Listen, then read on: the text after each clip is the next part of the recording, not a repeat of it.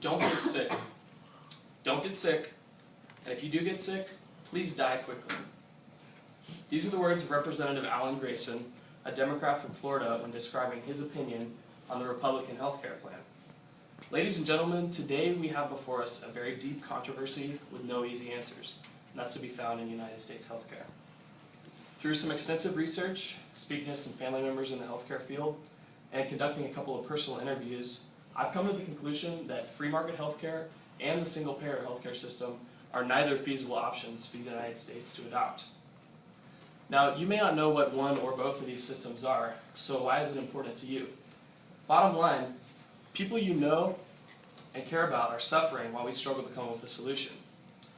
Now, here's a picture of Dave, our friend from Gowdy. Many of you know and love Dave, including me. What you may not know about Dave is Dave's sister passed away 5 years ago from breast cancer. That's why his hair's pink. Not only did she die a tragic death, but she spent $10,000 on an experimental drug that did not work. We have a huge problem before us that needs a solution. But first off, before we address the solution, let's talk about a couple of programs that are not solutions. To begin with, I'd like to talk about free market healthcare. Free market, even outside of the context of healthcare, is a concept in which there's more or less a free-for-all of buying and selling. Vendors have the right to sell without any compulsion to have to sell, and consumers have the right to purchase a product without any compulsion to have to purchase a product. Now here's where the problem with the free market system comes in within the context of healthcare. Free market is inefficient financially in the concept of healthcare for many reasons. One reason is an economic concept called the artificial restriction of supply. Now bear with me because I know economy gets a little difficult for all of us and it makes my head hurt too, but please try to hang with these terms. The idea of artificial restriction of supply is that there are powerful entities within healthcare, including the United States government and the American Medical Association and other powerful entities that exercise a great level of control over the healthcare system. They put restrictions on who can practice medicine, what drugs are released, and other restrictions. 22% of United States doctors are members of the American Medical Association. That's a large and powerful entity that exercises a lot of control over healthcare. Healthcare is also not conducive to the free market because it's simply not affordable out of pocket. According to Consumer Health Ratings, the average knee x-ray out of pocket costs $75. The average photo of the back of your eye costs $105.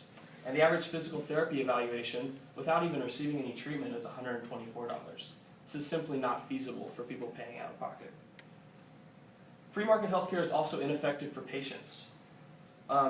One major aspect of this is insurance companies. According to USA Today, the average insurance company drops or does not even allow people, 1 out of 5 people, to apply for insurance. A further study by USA Today revealed in Kentucky that two insurance companies, Humana and United Healthcare, had a denial rate of 26 to 43%. What would happen if 1 out of 2 Americans were not on healthcare coverage? It's simply not feasible. Finally, free market healthcare is ineffective for patients due to the high rate of uninsured people in the system. According to the United States Census of 2008, 46.3 million Americans were uninsured. Lots of people can fall through the cracks in the free market healthcare system. Now in contrast, we have the single payer system, which is almost a polar opposite to the free market system. In free market, it's a free-for-all of buyers and vendors, and these include multiple buyers and vendors. But in the single payer system, there's only one vendor, and that would be the United States government. However, despite the differences between the two programs, as you can see in this nice chart, there are financial inefficiencies and reasons that single-payer healthcare is ineffective for patients, just like with free market. Single-payer is inefficient financially for many reasons, including middleman costs. Middleman costs include the processing of taxes, government spending, and other aspects, administrative costs that are associated with government spending on single-payer healthcare. An example of this is Medicare. As I had stated in my previous speech, 14% of the United States economy goes towards Medicare alone. This is a very large and bulky piece to our economy, and it's a huge cost, and it can be very financially inefficient. Another problem with single-payer healthcare in the economic setting is the idea of competition and the consumer feedback loop. In a normal market, consumers buy products, and if the products are good, they keep buying them, and if the products are poor, they don't buy them. But in the free market system, or in the single-payer healthcare system, the consumer really has a need to buy healthcare more than you would with an average product, like a car or something like that. So the consumer feedback loop isn't really present in single-payer healthcare. Also, there's a high level of government control in single-payer healthcare.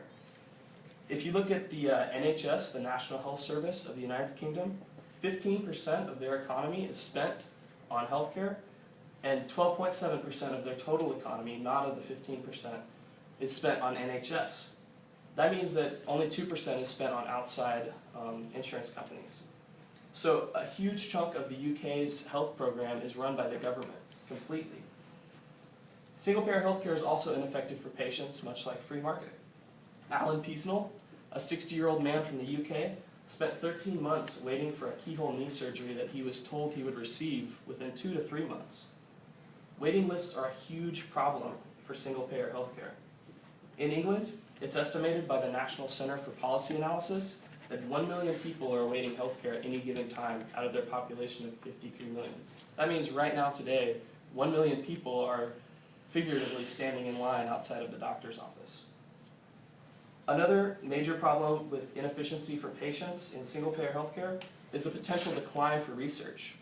According to a study by the U.S. Commerce Department on countries around the world that undergo a single-payer healthcare system, it's estimated that 12 to 13 less new drugs are released yearly.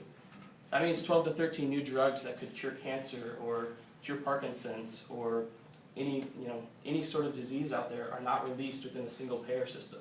And this goes back to the potential lack of competition that we discussed earlier about single-payer healthcare.